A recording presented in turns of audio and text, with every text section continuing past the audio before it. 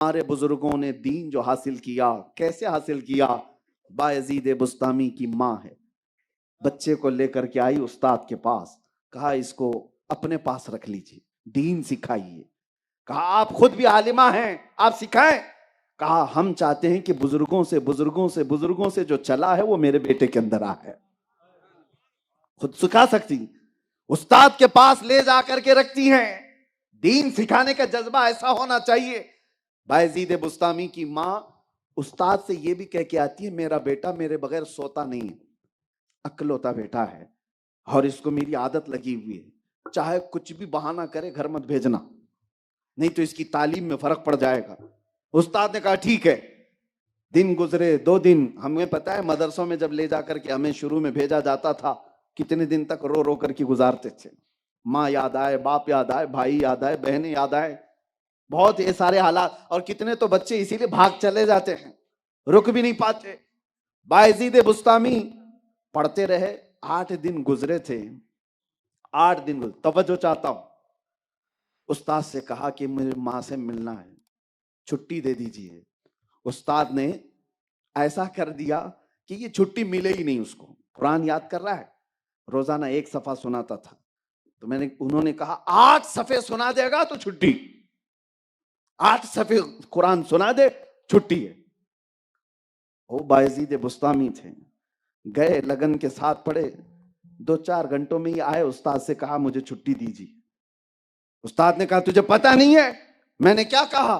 کہا حضور 8 صفحے یاد کر چکا ہوں، سن لیجیے۔ اب استاد دنگ رہ گئے کہ یہ بچہ جو تھوڑا سا سناتا ہے وہ اتنا قرآن کیسے یاد کیا؟ سننے لگے تو سب سنا دیا۔ اب ان کے پاس کوئی بہانہ ہی نہیں رہ گیا تھا بچے کو روکنے کا۔ کہا جا چھٹی ہے جا کے آ، لیکن شام سے پہلے آ جانا۔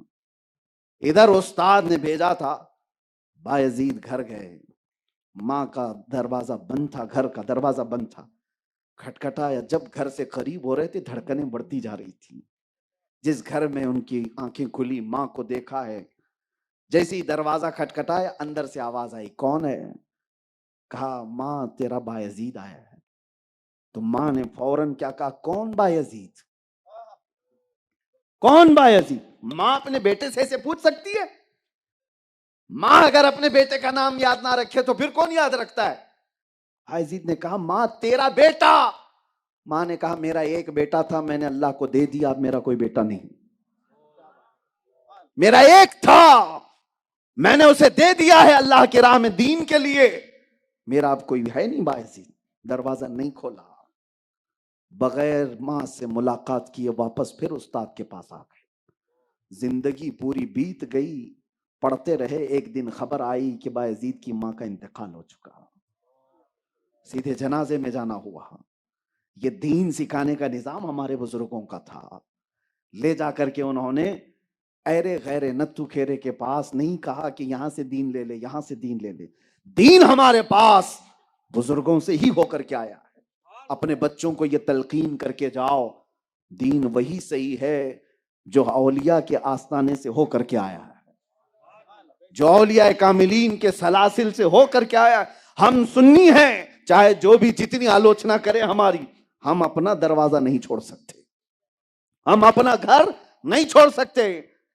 بعض لوگ یہ سوچتے ہیں کہ بہت اب ماڈرن زمانہ ہے، ترقی یافتہ زمانہ ہے، اب وہ پرانے خیالات سے نکلنا چاہیے۔ ان کو کیا پتا پرانے خیالات سے نکلنے کا انجام کیا ہوتا ہے۔ میں نے پڑھا تھا ایک دانشور امریکہ کی ترقیوں پر فریفتہ تھے، مغرب کے دلدادہ تھے۔ اس دانشور کی ایک بات میں بتا رہا ہوں، بڑا مفکر ہے، سائنسدان ہے، اس نے تصورات میں ایک کتاب لکھی، کہا میں مغرب کی بہت ساری ترقیات پر بالکل ایسا تھا کہ دل دے بیٹھتا، جان دے بیٹھتا۔ یہ کہاں سے کہاں کو پہنچ گئے، چاند میں پہنچ گئے، انہوں نے سورج کی کرنوں کو قید کر لیا ہے، زمین کا سیال مادہ نکال کر نہ جانے کیا کیا کیمیکل بنا دیے، بولتا ہوا آلہ بنا دیا، سب ترقیاں کر لی ہیں۔ ایک بار چل کر کے دیکھتے ہیں یہ گنبد خضرا کی ترقی کیا ہے، گنبد خضرا کی ترقی کیا ہے۔ وہ مفکر کہتا ہے عالم تصور میں گنبد خضرا کے پاس گیا اور کہا اے مکین گنبد خضرا، تیرا بڑا بول بالا ہے، تیرا بڑا بول بالا ہے، دنیا میں تیری ترقیوں کے بہت چرچے ہیں، مجھے بتا کیا امریکہ نے، رشیا نے جو ساری ترقیاں کی ہیں، تیرے آستانے سے بھی کوئی ترقی ہوئی ہے؟ آواز آئی، آنکھ بند کر، ایک ترقی تجھے دکھاتا ہوں، آنکھ بند کر، تجھے ترقی دکھاتا ہوں۔ عالم تصور میں اس مفکر نے لکھا ہے اور کہتا ہے میں نے آنکھ بند کی، تاریخ دکھائی جا رہی تھی، ایک باب پر جا کر رک گیا تاریخ میں، وہاں پر دو لوگوں کی تاریخ لکھی ہوئی تھی۔ یہ مفکر کہتا ہے میں رک گیا تاریخ دیکھتے ہوئے، واقعہ لکھا ہوا تھا اس تاریخ میں۔ کیا لکھا ہوا تھا؟ ایک نوجوان حسین چہرے والا مسجد نبوی میں آتا ہے، مسجد نبوی میں آتا ہے، اور ایک بزرگ سفید کپڑوں میں بیٹھے ہوئے ہیں۔ آنے والا نوجوان بزرگ کے پاس آیا اور کہا آپ کے پیچھے چلنے آیا ہوں۔ بزرگ نے کہا ٹھیک ہے آ جا، میرے پیچھے چلنے آیا ہے۔ اب سنو، اس مفکر نے انگلی رکھ کر کے پوچھا بتاؤ تاریخ کے اوراق یہ دونوں ہیں کون؟ یہ کون ہے؟ یہ جوان کون ہے؟ یہ بوڑھا کون ہے؟ تاریخ نے بتایا یہ جو بزرگ بیٹھا ہے یہ عثمان ہارونی ہے، اور آنے والا جوان معین الدین چشتی ہے۔ پوچھا کہ کیا ہے تاریخ میں کیا ہوا؟ تاریخ میں کیا ہوا؟ سنو، اس مفکر نے دیکھا بزرگ یہ کہتا ہے اس نوجوان سے بیٹا آسمان کی طرف دیکھ کیا دکھتا ہے؟ نوجوان نے دیکھا اور کہا آسمان دکھتا ہے اور کچھ بھی نہیں۔ پھر کہا زمین کی طرف دیکھ اور کیا دکھتا ہے؟ نوجوان معین الدین چشتی نے کہا زمین دکھتی اور کچھ بھی نہیں۔ قریب بلایا اور اپنی دو انگلیاں غریب نواز معین الدین چشتی کی آنکھوں پر رکھ دیا اور کہا اب آسمان کی طرف دیکھ اور بتا کیا دکھتا ہے؟ میرے دو انگلیوں کے کمان کے درمیان سے جانب آسمان دیکھ، کیا دکھتا ہے؟ معین الدین چشتی نے آنکھوں کو دیکھا دو انگلیوں کے کمان کے بیچ سے۔ کس کے؟ عثمان ہارونی، خواجہ عثمان ہارونی جو پیر و مرشد ہیں، ان کی انگلیوں کے کمان کے بیچ سے دیکھنے لگے اور پھر پکار کر کہا حضور پہلا آسمان بھی دکھ رہا ہے، دوسرا اور تیسرا بھی دکھ رہا ہے، چوتھا اور پانچواں بھی دکھ رہا ہے، چھٹا اور ساتواں بھی دکھ رہا ہے، یہی نہیں عرش خدا تک دکھ رہا ہے۔ دو انگلیوں کے بیچ سے عرش خدا تک دکھ رہا ہے۔ کہا زمین کی طرف دیکھ۔ زمین کی طرف دیکھا تو معین الدین چشتی نے پکار کر کہا زمین کے ساتوں طبق ہی نہیں تحت الثری تک دکھ رہا ہے۔ بس یہ منظر دیکھا اس مفکر کو گنبد خضرا سے آواز آئی بند کر، بند کر اب یہ تاریخ۔ دیکھ لیا ایک بزرگ کو، ایک جوان کو، اٹھ اور جا پورے امریکہ میں، رشیا میں، تیرے ترقی یافتہ دور میں ایک ایسا انسان لا کر کے دکھا جس کے دو انگلیوں کے بیچ سے اوپر دیکھیں تو عرش خدا دکھے اور نیچے دیکھیں تو تحت الثری دکھے۔ وہ گھبرایا ہوا نکلا، کہا ہمارے ہاں ترقی تو مٹیریل کی ہے، انسان کی کہاں ہے؟ ساری ترقی، ارے انسانوں نے اس پہ محنت کیا، لوہے پر اس کو مائک بنا دیا، میٹل پر ترقی کیا، کمپیوٹر بنا دیا، میٹل پر کام کیا ہے، پلین بنا دیا۔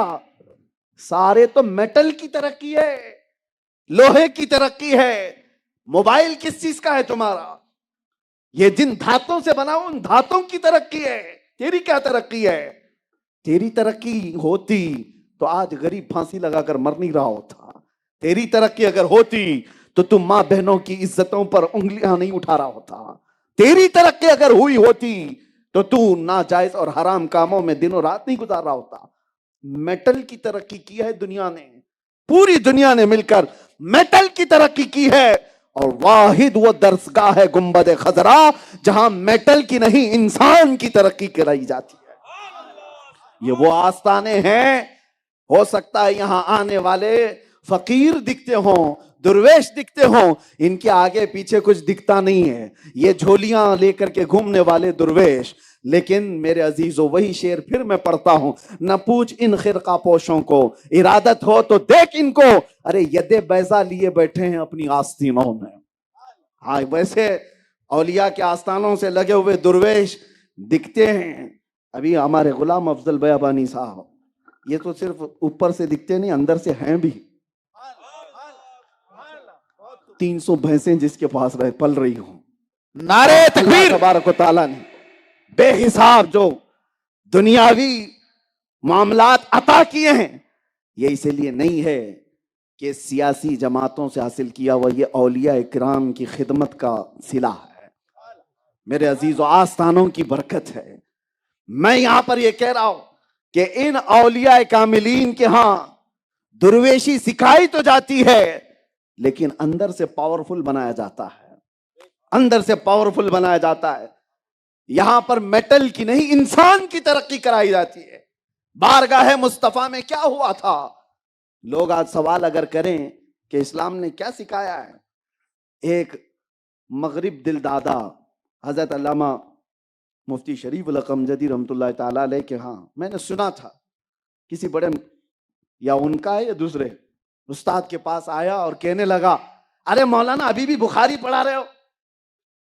امریکہ چاند میں چلا گیا، رشیا زمین میں اندر چلا گیا، کہاں سے کہاں ترقی کرا لیا، اور تم تو بخاری پڑھ رہے ہو ابھی۔ تو بخاری پڑھانے والے محدث نے کہا تھا، وہ تو چاند میں گیا، وہ زمین میں گیا، تو بیچ میں کھڑا رہ گیا اور بخاری پر سوال کرتا رہ گیا۔ تجھے سوال کرنے کے لیے پیدا کیا گیا ہے۔ بخاری شریف پڑھتے ہوئے جو لوگ آگے گئے ہیں میرے عزیزو، لوگ دنیا میں کامیابی کو کیا سمجھ بیٹھے ہیں؟ ایسے ایسے ترقی کی چیزیں بنانا چاہیے تبھی وہ کامیاب ہے۔ سائنٹسٹ بن جائے، میزائل بنا دیا، بہت کامیاب، میزائل بنانے والا کامیاب، بارود بنانے والا کامیاب۔ دنیا کا یہی تو ہے کانسیپٹ ابھی، جو پوری دنیا کو تباہ کرنے والے آلے بنا کر کے دے گا وہ کامیاب۔ کس نے بنایا؟ ارے اس نے بنایا ہے، اس نے وہ ڈوم بنایا ہے، اس نے وہ میزائل بنایا، اس نے راکٹ بنایا، پوری دنیا کو تباہ و برباد کرنے والے آلے جو بنایا۔ دنیا سمجھ رہی ہو بہت ترقی یافتہ لوگ ہیں، بٹن بناؤ تو راکھ میں بدل جائے، یہ ترقی ہے؟ ترقی یہ نہیں ہے۔ ترقی ان اولیاء کاملین نے کی ہے جو گرتے ہوئی قوموں کے اندر صرف اپنے ایک کلمہ طیبہ سے پورا منور کر دیا ہے، ان کے دلوں کو روشن کر کے رکھا ہے۔ تباہ و برباد کرنے والے آلے بنانے والا آدمی ترقی یافتہ نہیں، انسان کو انسانیت سکھانے والا وہ اللہ کا ولی، وہ ترقی یافتہ ہے، وہ بہت اونچائی پر پہنچا ہوا ہے۔ اسی لیے جنید بغدادی نے کیا کہا تھا؟ ابھی صاحب سجادہ نے ایک بات کہی نا کہ ہم کینچی والے لوگ نہیں، سوئی دھاگے والے لوگ ہیں، پھاڑنے والے کاٹنے والے لوگ نہیں ہیں، سلنے والے ہیں، جوڑنے والے لوگ ہیں۔ بہت ساری چیزیں میں بھی سن کر کے آیا تھا مولانا۔ پانی میں ایک بچھو ڈوب رہا تھا، پانی کا بچھو نہیں تھا، ڈوب رہا تھا۔ آپ نے بچھو کو انگلی سے اٹھایا کہ باہر ڈال دوں، ڈوب جائے گا، مر جائے گا۔ تو جیسے ہی اٹھایا بچھو نے ڈنک مار دیا، اور بچھو کا ڈنک آسان نہیں ہے، تڑپتا ہے آدمی۔ آپ نے ہاتھ جھٹک دیا، پھر وہ ڈوبنے لگا تو آپ نے دوبارہ اس کو اٹھایا، پھر ڈنک مار دیا، پھر آپ نے ہاتھ جھٹک دیا، تیسری بار اس کی ڈنک کو ہی پکڑا اور اٹھا کر کے پانی سے باہر پھینک دیا، وہ مٹی میں چلتا ہوا نکل گیا۔ ڈنک تو مارا تھا۔ مرید نے کہا سرکار جنید بغدادی سے کہ وہ موذی جانور ہے، ڈنک پہ ڈنک مار رہا ہے اور آپ اس کو پھر اٹھا رہے ہو۔ جنید بغدادی نے کہا وہ بچھو ہے، ڈنک مارنا اس کی فطرت ہے، وہ اپنی فطرت پر عمل کر رہا ہے، اور ہم اللہ والے ہیں، مدد کرنا ہماری فطرت ہے، ہم اپنی فطرت پر عمل کر رہے ہیں۔ نعرہ تکبیر، نعرہ رسالت، یا رسول اللہ۔ مدد کرنا ہماری فطرت ہے، ہم مدد کر رہے ہیں۔ اسی لیے میرے عزیزو، یہ یہاں سے کانسیپٹ لے کر کے جاؤ اولیاء کے آستانے سے، اولیاء کے آستانوں سے۔ مجھے بڑی خوشی اس بات کی بھی ہے کہ یہاں لنگر روزانہ چلتا ہے، ہر ایک کو کھلایا جاتا ہے، یہی اولیاء اکرام کا طور طریقہ تھا۔ غوث پاک نے فرمایا میں نے ساری نیکیاں الٹ پلٹ کر کے دیکھ لیا، دو نیکیوں سے زیادہ محبوب اللہ کے یہاں مجھے نہیں نظر آئی۔ غوث پاک کے آستانے پر بھی یہ موجود ہے۔ غوث پاک کہتے ساری نیکیاں الٹ پلٹ کر دیکھ لیا، دو نیکیاں مجھے لگیں۔ پوچھا کون سی؟ کہا ایک ننگوں کو کپڑا پہنانا، دوسرے بھوکوں کو کھانا کھلانا۔ غوث پاک نے فرمایا، اور اسی وجہ سے 1000 سال ہو گئے غوث پاک کا لنگر آج بھی چل رہا ہے۔ ایک اور بات میں بتا دوں، کاٹنے اور اس کی بات آپ نے سن لی، جوڑنے کی۔ اسی طرح سے تمہارا مقصد جینے کا کیا ہونا چاہیے؟ کیا ہونا چاہیے؟ حضرت شفیق بلخی بڑے پائے کے بزرگ ہیں، ان کے زمانے کے بزرگ ہیں ابراہیم بن ادھم. ابراہیم بن ادھم راستے سے گزر رہے تھے. انہوں نے دیکھا جنگل میں ایک لومڑی کو، اس کے چاروں پیر کٹے ہوئے ہیں، یعنی سمجھ لو 2 ہاتھ اور 2 پیر اگر سب کٹے ہوئے ہیں، چل نہیں سکتی، خالی دھڑ ہے لیکن ہڈی کٹی ہے، تازہ ہے. ارے جو چل نہیں سکتی پھر نہیں سکتی اس کو تو مرنے کی کگار پر ہونا چاہیے، ہڈیاں نکل جانی چاہیے، لیکن وہ ہڈی کٹی ہے. ابراہیم بن ادھم کہتے ہیں اس کے صحت مند ہونے کا راز کیا ہے؟ یہ کیسے اتنی صحت مند جی رہی ہے؟ کہتے ہیں دور کھڑے ہو کر کے دیکھنے لگے. اللہ اکبر، نظام قدرت دیکھو. ایک کوا اپنے منہ میں روٹی لے کر آتا ہے اور اس لومڑی کو کھلا کے جاتا ہے. ہر گھنٹے پہ کوا آتا ہے، کچھ نہ کچھ چیزیں لے کر آتا ہے، اس لومڑی کے منہ میں ڈال کے جاتا ہے. یہ لومڑی اٹھ بھی نہیں سکتی، چل بھی نہیں سکتی، لیکن کوا آ کر کھلا رہا ہے، جا رہا ہے، کھلا رہا ہے، جا رہا ہے. رب کا نظام. اب توجہ، ابراہیم بن ادھم نے دیکھا یہ جانور معذور ہے، اس کو جب رحمان میرا کھلا سکتا ہے، میں اشرف المخلوقات ہوں، میرا رب مجھے کیسے نہیں کھلا سکتا؟ یقیناً کھلائے گا. آپ کا بھی یہی عقیدہ ہے؟ ہاں، لیکن ساتھ میں دیکھو ابراہیم بن ادھم نے کیا کیا. اسی دن جا کر کے زنجیروں سے اپنے ہاتھ باندھ لیے، پیروں کو بھی باندھ لیا رسی سے، اور ایک پہاڑ کی چوٹی پہ لیٹ گئے، سو گئے کہ مجھے بھی کوا کے کھلائے گا. کوئی کوا صبح سے شام تک آیا نہیں، بھوکے رہ گئے. دوسرا دن آیا، کوئی کوا نہیں، کوئی چونٹی بھی نہیں. وہاں کھلایا جا رہا ہے، یہاں نہیں کھلایا جا رہا ہے. تیسرا دن آیا، لوگوں کو پتہ بھی چل گیا کہ ابراہیم بن ادھم اپنے آپ کو باندھ کر کے پڑے ہوئے ہیں. شفیق بلخی گزر رہے تھے، بڑے بزرگ. لوگوں نے ان سے کہا ابراہیم بن ادھم کا حال دیکھیں، وہ زنجیروں سے اپنے آپ کو باندھ کر کے پڑے ہیں جنگل میں. آپ آئے، کہا ابراہیم کیا بات ہے؟ انہوں نے بتایا 3 دن پہلے میں نے ایک ماجرا دیکھا، ایک لومڑی جس کے چاروں پیر کٹے ہیں، ہر گھنٹے پر کوا اسے روٹیاں پتہ نہیں کیا کیا چیزیں لا کر کھلاتا ہے جاتا ہے، وہ ہٹی کٹی ہے. تو پھر آپ نے پوچھا پھر اس کے بعد کیا ہوا؟ ابراہیم بن ادھم کہتے ہیں تو پھر میں نے بھی اپنے ہاتھ پیر باندھ لیے کہ اللہ مجھے کیسے نہیں کھلائے گا. تو پہلا جواب تو شفیق بلخی کا کیا تھا؟ توجہ، پہلا جواب تو یہ تھا، کہا ابراہیم وہ خدا ہے اور تو بندہ ہے، ہم نہیں لے سکتا. تو لیٹا ہے، اس کا امتحان لینے کے لیے کہ کھلائے گا کہ نہیں کھلائے گا. ارے اس کی مرضی ہو تو 70 دروازوں کے اندر بھی کھلائے گا، تم اس کے اوپر واجب نہیں کر سکتے. پہلا جواب تو یہ. دوسرا جو بہترین ہے تصوف کے باب میں، اولیاء کا مشن، بیابانی مشن، جو جواب شفیق بلخی نے دیا. توجہ، ابراہیم بن ادھم سے کہا اے ابراہیم تم نے لومڑی کو دیکھا چاروں پیر سے کٹی ہوئی اور ایک کوا اس میں لا کر ہر گھنٹے پر روٹی کھلا رہا ہے، یہ دیکھ کر کے تم نے اپنے آپ کو زنجیروں سے باندھ لیا. کاش، اے کاش ابراہیم تو نے لومڑی کو دیکھا اور لومڑی بننے کی کوشش کیا، کاش وہ کوا بن جاتا جو معذوروں کو کھلا رہا ہے. وہ کوا بننے کی کوشش کرتا جو معذوروں کو کھلا رہا ہے، تو ہٹا کٹا ہو کر لومڑی بننے کی کوشش کیوں کر رہا ہے؟ اللہ نے تجھے طاقت دیا ہے تو معذوروں کو کھلا، اور جب تیرے پاس کچھ نہ ہو تو پھر رحمان ہر دروازہ تیرے لیے کھولے گا. یہ اولیاء کا مشن ہے میرے عزیزوں، یہ آستانوں کا مشن ہے. دوسروں کی مدد کرنا، اور خاص طور پر ٹانگ کھینچنے والی جو عادتیں ہیں، ایک دوسرے کو کھینچنا، اولیاء کے مسلک میں کبھی نہیں رہا، کبھی نہیں رہا. سب سے پہلے وہ دلوں کو پاک کرتے ہیں حسد سے اور کینے سے، بغض اور عداوت سے. دوسروں کے لیے اپنے دلوں میں کینہ بھرا رہنا. اور اسی لیے شب برات بھی گزر گئی، آپ کی پتہ ہے میرے آقا صلی اللہ علیہ وسلم نے فرمایا 2 لوگوں کی آج کی رات بھی بخشش نہیں ہوتی، ایک مشرک کی اور ایک کہا کینہ رکھنے والے کی. مشاحن، جو دل میں دوسرے مسلمان کے لیے کینہ رکھتا ہے، اس کی آج کی رات بھی دعائیں نہیں قبول ہوتی. شب برات کے متعلق کہا گیا. تو یہ جو ماحول ہے، اولیاء کے آستانوں سے ہمیں اخلاق سکھائے گئے تھے. آج ادب نکلتا جا رہا ہے. میں اکثر کل سے یہ کہہ رہا ہوں، مولانا سے بھی یہ کہہ رہا ہوں، جہاں جا رہے ہیں یہ سیلفیاں کیا ہیں، یہ فوٹو کیا ہے، یہ محفلوں کا ادب، یہ رونق سب ختم ہونے آ گئی. میں آپ کو بتاتا ہوں حضور پاک صلی اللہ علیہ وسلم مسجد نبوی میں خطاب کر رہے ہیں، اور اسی وقت حضور نے مسجد میں یہ کہا بیٹھ جاؤ بیٹھ جاؤ. جمعہ کا دن ہے، حضور مسجد میں بیان کر رہے ہیں. ایک صحابی عبداللہ بن رواحہ، وہ راستے سے آ رہے تھے، ابھی مسجد میں پہنچے نہیں تھے، ان کے کانوں میں حضور کی آواز آئی، وہ گلی میں ہی بیٹھ گئے، مسجد نہیں پہنچے، راستے میں ہی بیٹھ گئے، اور اس کے بعد ایسے پیروں کو گھسیٹتے ہوئے مسجد کی طرف جانے لگے. لوگوں نے کہا وہ تو رسول اللہ نے مسجد میں پکارا ہے، مسجد والے اندر جو ہے بیٹھ جاؤ، آپ یہاں راستے پہ کیوں بیٹھے ہو؟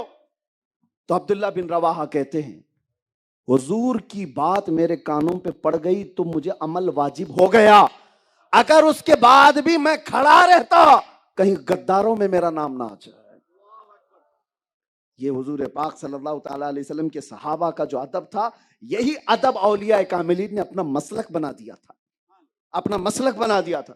میرے والد گرامی رحمت اللہ تعالی علیہ ہمارے علاقے کے درویش بابا تھے، شیموگا علاقہ ہے کرناٹک میں، ان کے صحبت میں کئی مہینوں گزارے.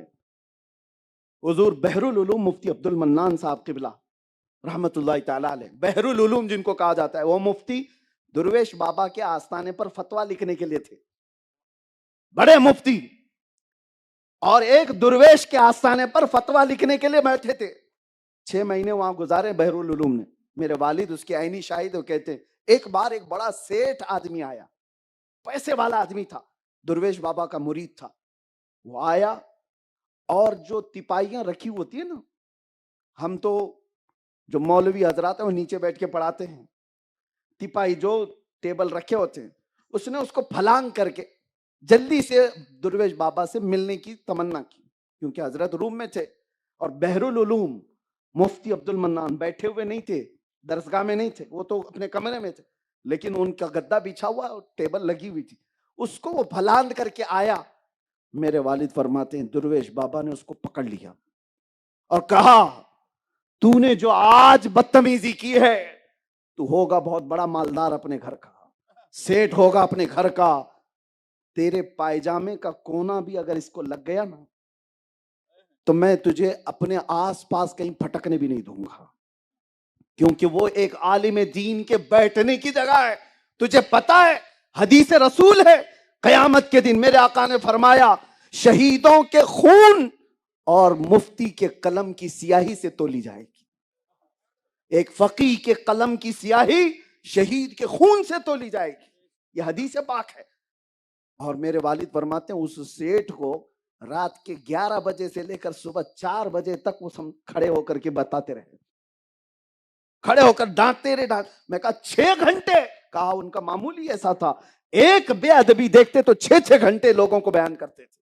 یہ ہم بزرگوں کے آستانوں سے سیکھے ہوئے. یہ ہماری قوم کو آج کیا ہو گیا ہے، آتے ہیں کمر میں ہاتھ ڈال کر کے سیلفی لینا چاہتے ہیں، گلے میں ہاتھ ڈال کر کے علماء کے ساتھ کھڑے ہونا چاہتے ہیں. میرے عزیزوں، سنیوں کا یہ ماحول نہیں ہو سکتا. سنی تو مشہور ہی تھا ادب میں. ہم کو جو دنیا ٹانٹ مارتی ہے کس بارے میں مارتی ہے کہ یہ بہت زیادہ ادب کرتے ہیں. ہم کو ادب میں ہی دنیا پہچانتی ہے. قرآن کا ادب کرنے والے ہم لوگ ہیں، نبی پاک کا نام آئے تو انگوٹے چومنے والے ہم لوگ ہیں. اولیاء کاملین سے وابستہ کوئی چیز ہو تو اسے زمین پر رکھنے نہیں دیتے، چوم کر اوپر رکھ دیتے ہیں. یہ سنیوں کے گھروں میں ماحول ہے یا نہیں؟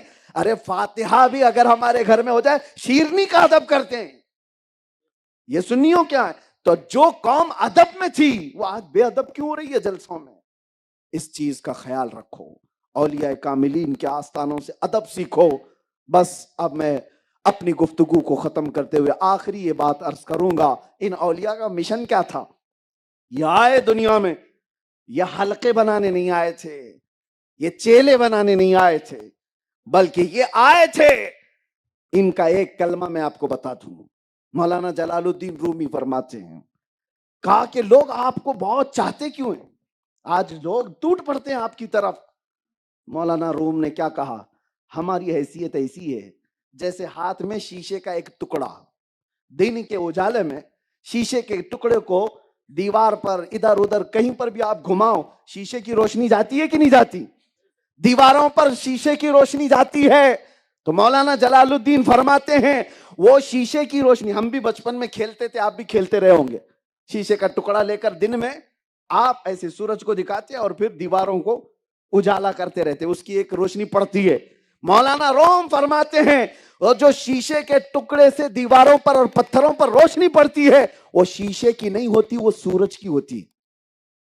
شیشے کی نہیں ہے، وہ سورج کی ہے. یہ مثال اس لیے دے رہا ہوں، یا اولیاء کاملین یا علماء صالحین ان کی اپنی روشنی نہیں ہوتی، یہ بات کرتے ہیں مصطفیٰ کی، چمک وہاں سے پڑتی ہے اور یہ جس طرف گھومتے ہیں ہر جگہ روشن ہوتی ہے، ہر جگہ روشن ہوتی ہے. یہ کہاں سے آئی ہوئی روشنی؟ اسی آفتاب رسالت سے، اسی محمد عربی کے آستانے سے. اسی لیے ان آستانوں کا ایک ہی مشن ہے، ایک ہی مشن ہے، انہیں جانا، انہیں مانا، نہ رکھا غیر سے کام. للہ الحمد میں دنیا سے مسلمان گیا. یہ اولیاء کا مشن ہے. آج لے ان کی پناہ، آج مدد مانگ ان سے، کل نہ مانیں گے قیامت میں اگر مان گیا. عشق رسالت نہ ہو تو میرے عزیزوں کوئی کسی ولی کا ادب بھی نہیں کر سکتا. اولیاء کے آستانوں پر آج جو سجادگان ہیں، میں بڑے ادب کے ساتھ ان کی بارگاہ میں عرض کرتا ہوں کہ ان کا جو مشن ہے وہ بہت بڑا مشن ہے. غریب نواز کا، نظام الدین اولیاء کا، قطب الدین بختیار کاکی کا، خواجہ دکن کا، ان کے جو سلالت موجود ہے، ان کے جو آستانے موجود ہیں، نسب موجود ہے، یہ سب کا سب مشن ایک ہی ہے، ناموس رسالت کی حفاظت. سب کا مشن یہ کی ہے، ناموس رسالت کی حفاظت. یعنی حضور کی عزت کی بات کرو تو تمہاری عزت کی جائے گی، اور اگر حضور کی عزت پر تم سیریس نہیں ہو تو ایک بات یاد رکھو، امام غزالی کہتے ہیں کل کو وہ دن آئے گا کہ تمہاری ماں اور بہنوں کو بازار میں نیلام کیا جائے گا، اس وقت تم اپنی ماں بہنوں کی عزت بھی نہیں بچا سکو گے. اگر حضور کی عزت کے لیے سیریس نہیں تو تم اپنے گھر کی بھی عزت نہیں بچا سکو گے. اسی لیے آؤ اس مشن پر کہ ہمیں ہماری حیثیت کیا ہے. ہمیں دنیا پہچانتی ہے تو میرے نبی کے نام سے پہچانتی ہے. آبرو ما زنام مصطفیٰ، ہمارے پاس اپنا کچھ نہیں ہے، نام ان کا ہے. اگر یہ الگ کر دیا جائے تو ہم چلتی پھرتی لاشیں ہیں. دنیا ہمیں حضور کے نام سے سمجھتی ہے، پہچانتی ہے، غلام مصطفیٰ سمجھ کر. اگر چند قوموں میں ڈر بھی ہے تو وہ ڈر بھی اسی سے وابستہ ہے، کیونکہ محمد عربی کے غلاموں کو دنیا نے دیکھا ہے. نکل کر کے صحرا سے جس نے الٹ دیا تھا تخت روما کو، سنا ہے قدسیوں سے میں نے کہ وہ شیر پھر ہوشیار ہوگا. اقبال نے کہا ہے دنیا پہچانتی ہے، 313 نکلے تھے اور سب کے بخی ادھیڑ دیتے تھے. دن بھر فاقہ کرنے والے، پیوند لگے کپڑے پہننے والے، پیروں میں چپل نہیں، ایک کھجور کی گٹلی پر 10 صحابہ کھا کر کے گزارا کرتے. لیکن وہ جب مدینے سے نکلتے تھے تو روم کی حکومت بھی کانپتی تھی، ایران کی حکومت بھی کانپتی تھی.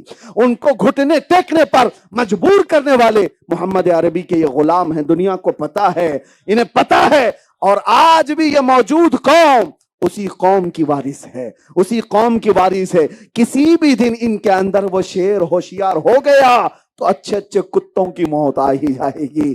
بہرحال خلاصہ یہ ہے کہ تقریر میں کہیں نہ کہیں گھوم کے کتا آ ہی جاتا ہے. اللہ تبارک و تعالیٰ کتوں کو بھی ہدایت عطا فرمائے اور شیروں کو جاگنے کی توفیق عطا فرمائے. اللہ کریم محمد عربی کے شیروں کو اسی طرح زندہ رکھے جیسے خالد بن ولید کو رکھا. حیدر کرار کے بازوؤں کی طاقت عطا ہو، اور شہاب الدین غوری کی اور صلاح الدین ایوبی کی فکریں ہماری قوم میں بیدار ہو، اور کھڑے ہو جاؤ اور یہ کہو، یہ کہہ کر کے کہ کی محمد سے وفا تو نے تو ہم تیرے ہیں، یہ جہاں چیز ہے کیا؟ لبیک یا رسول اللہ، لبیک یا رسول اللہ، لبیک یا رسول اللہ.